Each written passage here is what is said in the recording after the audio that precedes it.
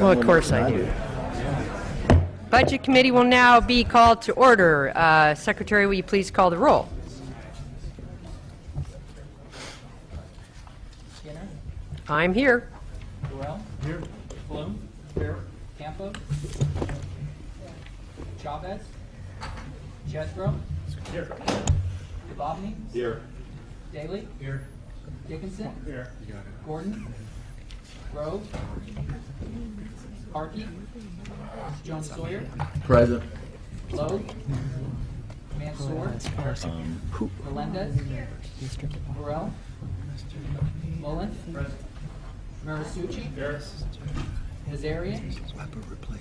Standy. Here. Patterson. Here. Rodriguez. Here. Stone. King. Wagner. Good, groovy. Weber. Okay, good. Okay, I like that. We have a quorum. Is that all? Is that the only? Is that the only?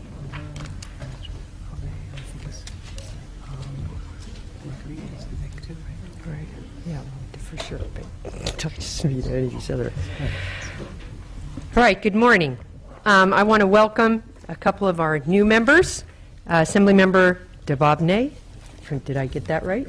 Oh, thank you. Assemblymember Rodriguez and Assemblymember Weber. And I'm correct in that being our only new members. Is that right? Did I miss anyone new? Okay. Other than me. Thank you. Thank you. Today, we, the Budget Committee, begins our discussion of the Governor's 2014-15 budget. And after years of difficult decisions, and actually, let me see. I am looking at the wrong notes. Apologies. I got them right now. Anyway, for those of us who were members pre-2012, even really should we say, right, it's a great relief to see the budget that's before us. And I was elected in the fall of 2008 when banks, the stock market, the housing market, everything was collapsing around us. And I lived through, as many of my colleagues here, California's revenue freefall. And our continual ask, and some people may not have even perceived it as an ask, because with our constitutional obligation to balance a budget, we really weren't able to be very polite and ask. We had to cut, and people had to sacrifice for us to balance that budget. So now, when revenues are healthy, there's a natural and expected desire to protect ourselves from repeating that experience. For me, the challenge before us is to weigh the best paths forward that would provide some insurance against future downturns, because we know as the cyclical cycle, there will be, hopefully never like we just experienced, but there will be, as well as some investment that helps sustain a healthier economic future. There's more than one path to minimizing downturns' harmful impacts. So thinking about that task, I'm one of these people that always thinks about personal experiences, and I'm also someone who, some of you may be surprised, but I'm very personally frugal. Up until very recently, the only debt I carried for most of my adult life was my mortgage, no other debt. And I did that because I went through very difficult times where I could hardly make ends meet for my daughter and I. And of course, it made me risk adverse.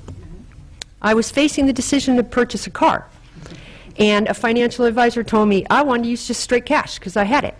I also I put in the max for my retirement every month, my paycheck. And I wanted to use the cash to buy the car. And the financial advisor said, "You're crazy. You're being penny wise and pound foolish, because with the interest rates right now, he asked me some questions about, status of my roof, things like that. He goes, "Don't use that cash for that car. Take this loan, then use the funds to make these repairs in your house, which if you don't do now are going to cost you a lot more later." And he told me some other things I should do. Well, I ended up taking that loan. Then I did some repairs in my house. My brother, who's a contractor, like so many Californians, suffered greatly during the economic downturn. His house foreclosed. As a contractor, he had little work. I ended up hiring him. He did the work on my house. He's better financially off. I'm better financially off for the future. So I think of those experiences, and I think, hey, maybe there's some things like that we should be looking at as we reflect in this budget. I'm proud to represent UC Berkeley. It's in my district, and we have the Haas School of Business, one of the top 10 business schools in the country. Last week, Haas professor Janet Yellen was confirmed as the 15th chair of the Federal Reserve. Professor Yellen is one of many business and economic professors across the country who have been very smart and active voices on economic policy for decades.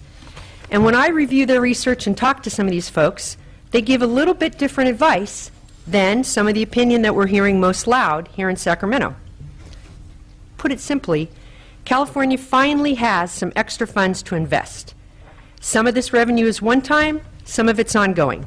So how do we think about this new money if we were individuals planning for our future?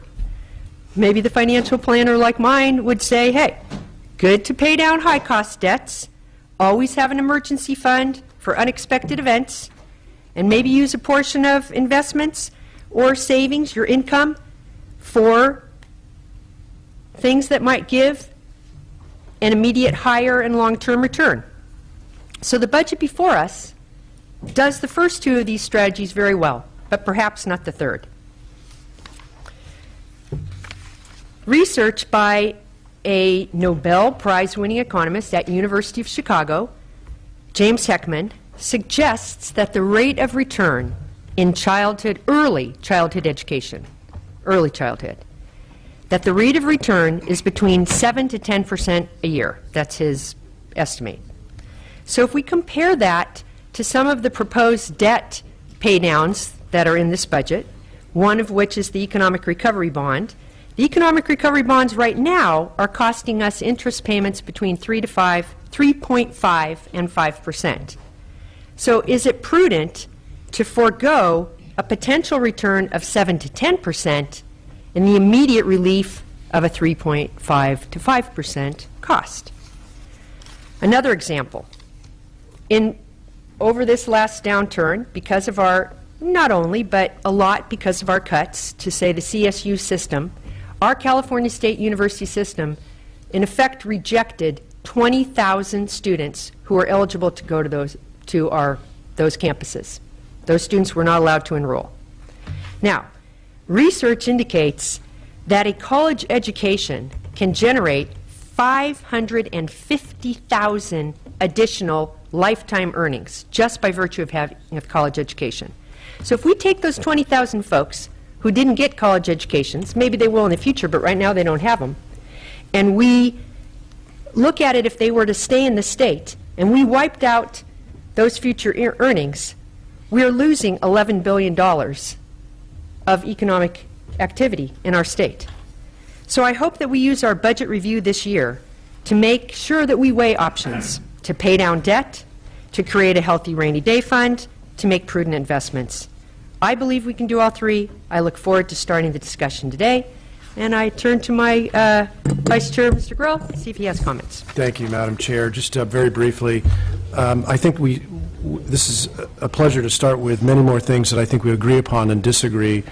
First of all, I think we all recognize we want to avoid the mistakes that have been made in the past by legislative bodies in this budget process. I think, generally speaking, there's significant overlap in that we agree that a rainy day fund is necessary to put monies away so we can avoid the fits and starts and peaks and troughs and spending and cutting binges that California frequently goes through. I think we also have much overlap, bipartisan overlap, with the commitment to pay down debt, immediate debt, and the long-term wall of debt that exists out there. Also, undoing gimmicks that have been imposed in the past that have hurt our ability to put together a budget that is balanced and thoughtful. Also, starting the process really of recognizing and addressing long-term liabilities that have been ignored by legislatures in the past, and to avoid new taxes. And so those things, I think, many of us agree with, and there's significant overlap, and that's a good place to start.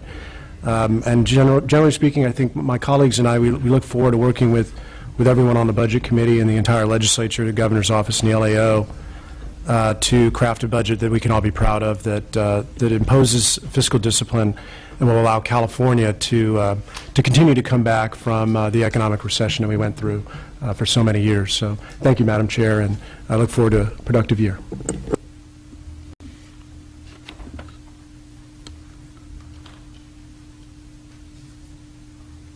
So our next task is to hear from the LAO. Excuse me, Department of Finance first. Apologies. We'll hear from LAO second.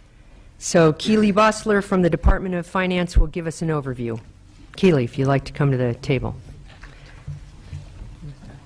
Mac Taylor, why don't you come up now, and that way we don't have to have delay in that. And then once they've given that overview, members, you have the opportunity to ask questions and, of course, to make any comments you choose to make.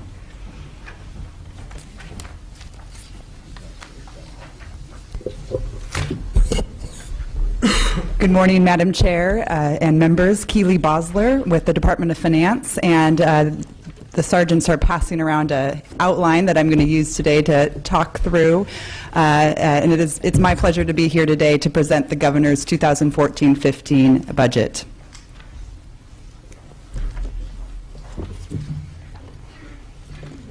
As was alluded to in the Chair's opening comments, this last decade has been a tumultuous one for the state of California, especially with regards to our budget. And as the first slide in the presentation that's being distributed to you shows,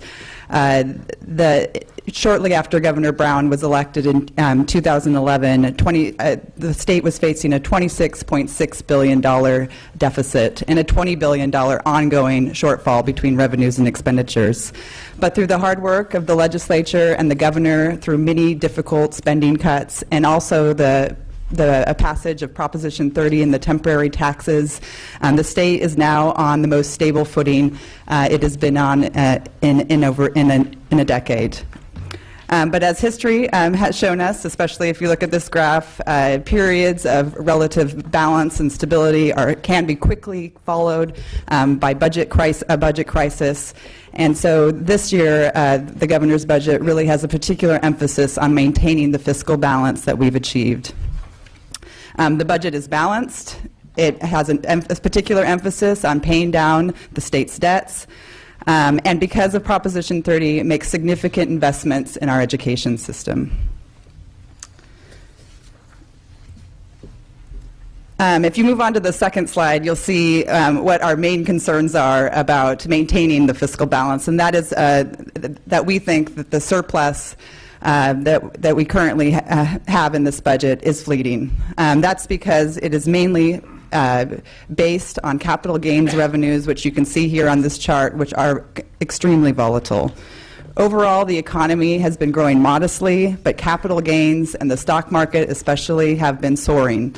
I think both the LAO and us, we both use that word when it comes to the stock market. We believe the budget is based on $4 billion in windfall taxes that we otherwise would not see in a normal year. And we think this makes the surplus only temporary if we do not continue the course that we are. Also, another thing is that the Proposition 30 taxes are temporary, and the first of those revenues to expire occur at the end of 2016, so that's just around the corner. In addition, there are many budget risks that continue for the state. We discussed capital gains being one of them, but also health care costs.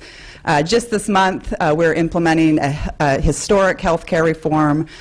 This means expanded services to millions more Californians. Millions more Californians are covered on the health exchange.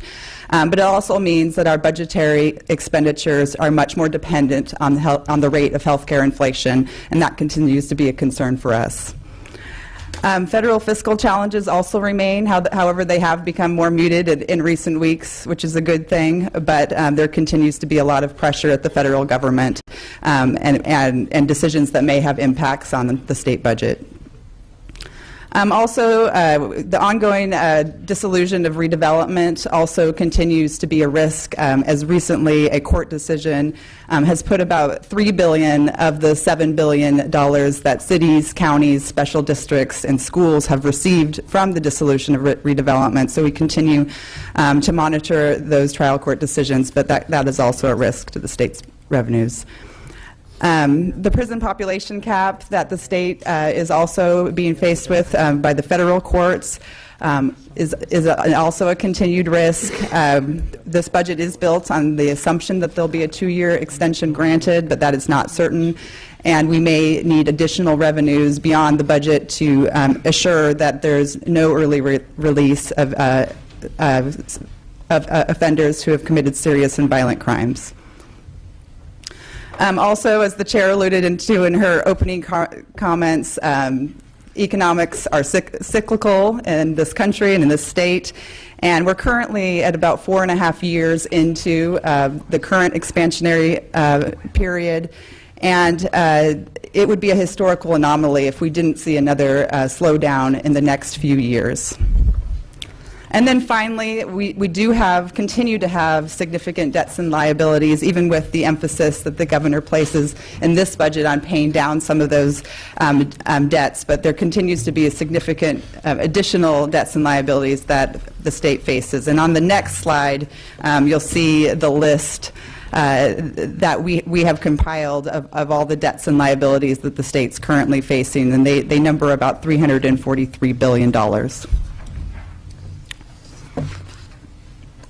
As I said in the opening, this budget does place an emphasis on paying down the wall of debt. Specifically, the state has prioritized, the governor has prioritized $11 billion to pay down debt in the budget year. Specifically, a large chunk of this money is to pay schools and actually eliminate school deferrals, which have been used extensively over the last several years to help balance the state's budget. It also fully pays off the economic recovery bonds that were issued back in 2004 to cover deficits from as far back as 2002. So this is a very big accomplishment in this budget. Also, we pay back a few loans early in the area of transportation and cap and trade, with a particular emphasis on making important investments in the maintenance of our roads and also reducing greenhouse gases. Also, in our multi-year forecast, we have a plan to completely eliminate the wall of debt, which is, again, just a subset of the liabilities over the next at the end of 2017-18, which is what this slide shows here. As I mentioned previous, Proposition 30 has given the state an enormous opportunity to reinvest in schools, and this budget provides $10 billion in new resources for schools. This is an 11.4% increase over the budget that was enacted last year. And it includes a $4.5 billion investment in the local control funding formula that was just enacted and signed last year. And this formula is going to really help us to correct historical inequities in how funds have been allocated to schools by providing a larger proportion of funding for schools that are serving a large proportion of low-income students and students who are English language learners. We also pay off the deferrals, which at their peak were $9.5 billion, and so schools are no longer faced with the complicated cash flow issues that they've been facing in the years past, and budgetary reductions. On the next slide, the governor also continues his investment in higher education with this budget. Also, the California community colleges are going to be receiving around $1 billion in new monies. We also pay off the deferrals that the community colleges have also been subject to. There's funding for enrollment growth in the community colleges, and then we also continue to make investments in promoting student success, with a particular emphasis this year on the success of underrepresented student groups being served in the community colleges. We also continue, the governor also continues the second year of a 4-year reinvestment plan for the universities, for University of California and California State University systems by providing 5% increases to both of those segments, and also holding tuition flat for California students, for all students.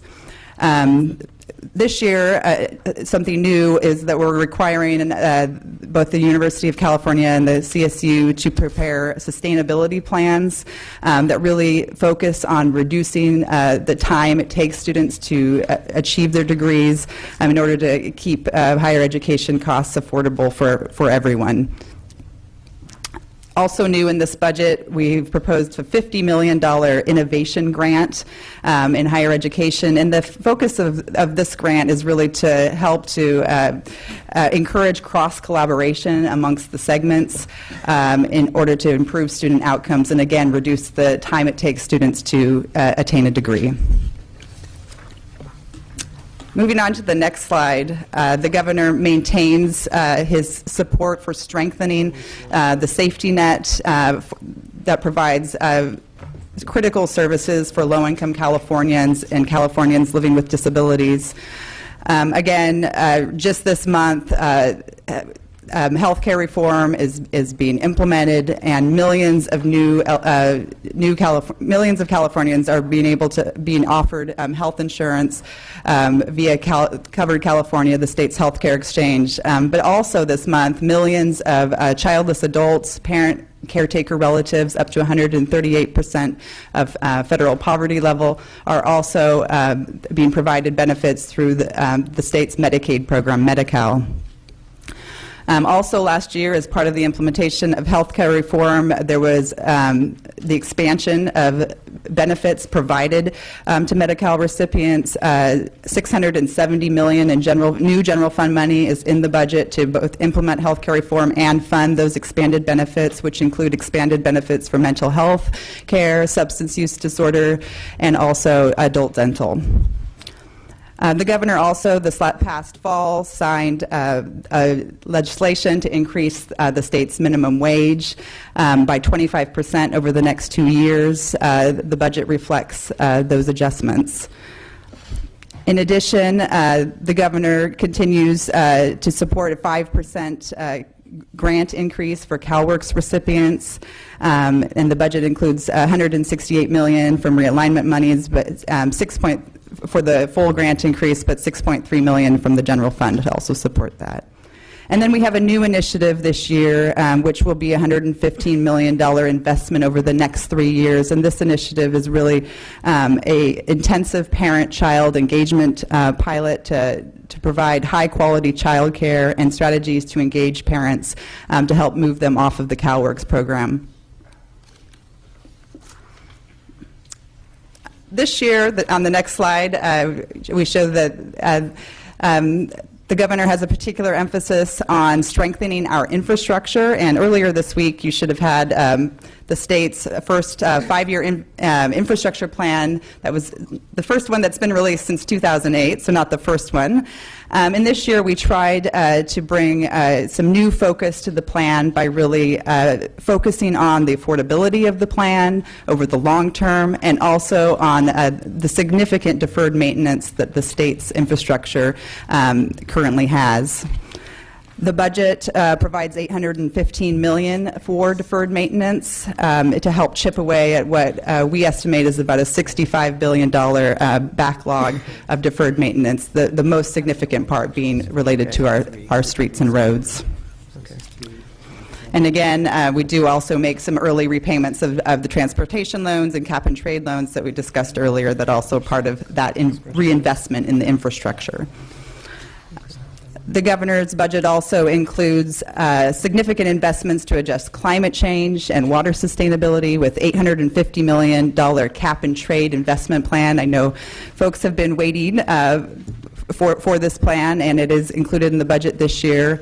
We include $250 million for the high-speed rail program, $350 million for other sustainable communities and clean transportation projects, $140 million for energy efficiency and clean energy, and also $110 million for natural resources and waste diversion. The plan has a specific emphasis on reducing greenhouse gases in disadvantaged communities, and it also includes the $100 million repayment of the loan that was made from the Cap and Trade program to the general fund last year. Late last year, the administration, the governor, released a water action plan, and this is a multifaceted plan that provides steps that the state should take over the next 5 years to really promote sustainable water policies in our state. This is obviously really very timely given the significant drought that the state is currently facing. This plan, the budget contains monies to support this plan, $619 million, including $473 million to continue to promote regional self-reliance around the state, $77 million for flood protection, $30 million to protect and restore ecosystems, $20 million for water conservation, $11 million for safe drinking water, and $8 million to expand groundwater storage. And the last thing I'm going to wrap up with is the governor's budget also saves for a rainy day by making the first deposit into the budget stabilization account since 2007, a deposit of $1.6 billion. As I discussed earlier, we believe the state's surplus is based really on windfall capital gains revenues. And in order to counteract these volatile revenue sources, we are proposing a new constitutional amendment that would be placed before the voters in November of 2014 that would build a lasting rainy day fund for the state. And this would be done by specifically getting directly to the cause of the problem, which is the volatile revenue sources like capital gains that the state has. We also propose a mechanism to create a Proposition 98 reserve to help protect education from cuts. The school districts faced very difficult times over the last several years, and we want to be able to save a little bit of money so that we can avoid that kind of cliff effect in the next downturn. Also, we propose to double the maximum size of the rainy day fund and then also allow the payment of the state's debts and liabilities. Currently, ACA 4, which is slated for the ballot in November, does not allow this flexibility, and we think that's a key weakness of that initiative. Finally, I'll just say that we know that California has challenges ahead, but this budget is balanced, it pays down debt, and it makes a significant investment in education, and it keeps the state on its newfound stable footing so that we can take on those challenges as they arise. So I want to just thank you for your time and answer any questions.